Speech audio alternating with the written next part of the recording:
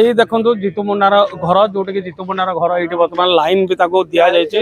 ଏଇଠି ଲାଇନ ଦିଆଯିବା ପରେ ବର୍ତ୍ତମାନ ଜିତୁ ମୁଣ୍ଡା ଖୁସି ହେଇଯାଇଛନ୍ତି। ଆଉ ଯୋଉ ବର୍ତ୍ତମାନ ତାକୁ ଯୋଉ ନେଇକି ଯାଇଥିଲ ଯୋଉ ଆମର କଙ୍କାଳଟାକୁ କୋଉ ପଟେ ନେଇକି ଯାଇଥିଲ? କୋଉ ପଟେ ଏଇପଟେ ନେଇକି ଯାଇଥିଲ ଏତେ ଖରାରେ କେମିତି ସବୁ ଯାଇଥିଲ? ଏପଟେ କେମିତି କଣ ଖୋଳିଥିଲ କହିଲେ? ଖୋଲିକି ବୋଇକି ନେଇ ଗଲି ଅଳ୍ପ ଦୂର ଥିଲା। ହଁ ଅଳ୍ପ ଦୂର ଥିଲା। କୋଉ ପଟେ ଏଇପଟେ ରାସ୍ତା ନେଇକି ଯାଇଥିଲ?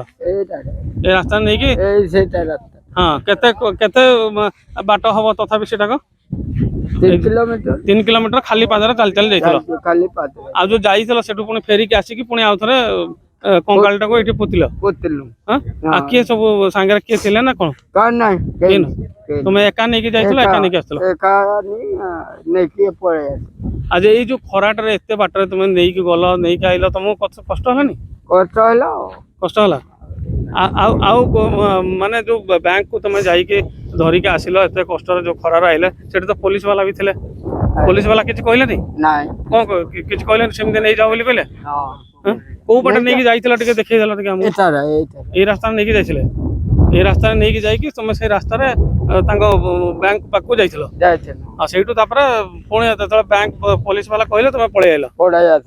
ধরিকিনা চালবে কি পুতিতে ସେମାନେ ବି ଆସିଥିଲେ ଆସିକି ପୁଣି ଏଠି ଆଉଥରେ ପୋତିଲ।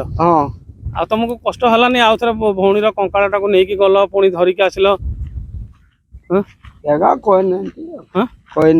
ନାଇଁ ନାଇଁ ତମକୁ ଟିକେ କଷ୍ଟ ହେଲାନି ଯେ କଙ୍କାଳଟାକୁ ଧରିକି তুমি ଏତିକି ବାଟ ଗଲ ପୁଣି ଧରିକି ଆଉଥରେ ଆସିଲ? ଧରିକି ଆଉ କାନ୍ଦ ଲାଗିଲା।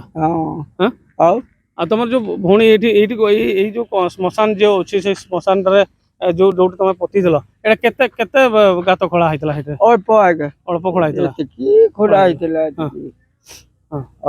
ଖୋଳା ହେଇଥିଲା। ଆଉ ଏଇ ପାଖରେ ଯୋଉ ଶ୍ମଶାନ କୋଉଟା ସେଟା ବ୍ୟାଙ୍କରୁ ଆସିଲା ପରେ ଏଠି ଖୋଳାଖୋଳି କରିଥିଲ? କରିକି ତାପରେ ପୋତିଦେଲା। ଆଉ କେତେ ନିଶ୍ଚିତ ଭାବରେ ତ ଦୁଃଖ ଲାଗିଥିବ ମାନେ ଭଉଣୀ କି ଥରେ ନିଜ ଟଙ୍କା ପାଇଁ ଥରେ ଯାଇଥିବ ପୁଣି ଆଉ ଥରେ ଫେରିକି ଆସିକି ପୁଣି ତାକୁ ଖୋଳିକି ରଖା ହେଇଥିବ ନିହାତି କଷ୍ଟ ହେଇଥିବ ତମକୁ? କଷ୍ଟ ହେଇଛି ଆଉ ବହୁତ କଷ୍ଟ ହେଲା। କଣ କହିବ ତାହେଲେ ସରକାରଙ୍କୁ ଏବେ କଣ କହିବ? ସବୁ ଦେଲ ଏବେ ଖୁସି ତ? ଖୁସି ଏବେ ଆଉ ଯଦି ଟଙ୍କା ସବୁ ରଖିଛ ସବୁ କଣ କରିବ ଏବେ? ଏବେ ଯେତେବେଳେ ଅସୁବିଧା ବେଳେ ଆଣିବ ଖାଇବ ଚାଉଳ ପାଳ। କେତେ ଟଙ୍କା ଅଛି ବୋଲି ବ୍ୟାଙ୍କରେ ତମେ ଜାଣିଛ? ମୁଁ ଜାଣିଛି 13 ଲକ୍ଷରୁ ଉର୍ଦ୍ଧ୍ୱ ଟଙ୍କା ତମ ବ୍ୟାଙ୍କରେ ହେଲାଣି। ଏତେ ଗୁଡା ଟଙ୍କା କଣ କରିବ? 13 ଲକ୍ଷ କଣ କରିବ ସେ ଟଙ୍କା ସବୁ? ତମର ନାତୁଣୀ ଅଛନ୍ତି ବା? ଅଛନ୍ତି। ସେମାନଙ୍କୁ ତାଙ୍କ ପାଇଁ କଣ କିଛି ଟଙ୍କା ରଖିଛ? ତାଙ୍କ ଲାଗି ସେମାନେ ଆଣିବେ। ସେମାନେ ସେଇ ଟଙ୍କାରୁ ତାଙ୍କ ପାଇଁ କିଛି ଦବ ନା ନାଇଁ? ଦେମୁ ଦବ। ଆଉ ନାତୁଣୀ ଏଇନା ତମକୁ କଣ ସବୁ ଖାଇବା ପିଇବା ବ୍ୟବସ୍ଥା କରିଦଉଛି? ସବୁଦିନ ଦଉଛି। ନାତୁଣୀ କଣ କରୁଛି? ପାଠ ପଢୁଛି?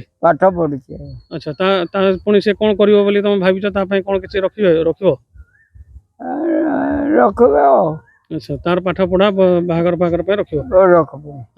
ଆଉ କଣ ଚିନ୍ତା କରୁଛ? ଆଉ ସେ ପଇସାରେ ଆଉ କାହାକୁ କଣ ଦବ ନା ନାଇଁ? ଆଉ ନାଇଁ, ଖାଲି ତମ ପାଖରେ ରହିବ, ତମ ନାତୁଣୀ ପାଇଁ ବ୍ୟବସ୍ଥା କରିବ। ନିଶ୍ଚିତ ଭାବରେ ଦେଖୁଥିବେ ଯେ ସେ ଟଙ୍କାକୁ ବି ନେଇକି ସେ ମାନେ ଆଶାବାଦୀ ଅଛନ୍ତି ତାଙ୍କ ଯୋଉ ନାତୁଣୀ ଅଛି ନାତୁଣୀଙ୍କ ପାଇଁ ବି ରଖିବେ ଏବଂ ପରବର୍ତ୍ତୀ ସମୟରେ ତାଙ୍କର ଯୋଉ ସୁବିଧା ସୁଯୋଗ ସେମାନେ ସେଇ ଟଙ୍କାରୁ ହିଁ ସେ ପାଇବେ ବୋଲି ସେ ଆଶା କରିଛନ୍ତି। କେନ୍ଦୁଝର ଡିଆନାଳି ଗାଁରୁ ରଞ୍ଜନ ତ୍ରିପାଠୀ, କଳିଙ୍ଗ ଟିଭି।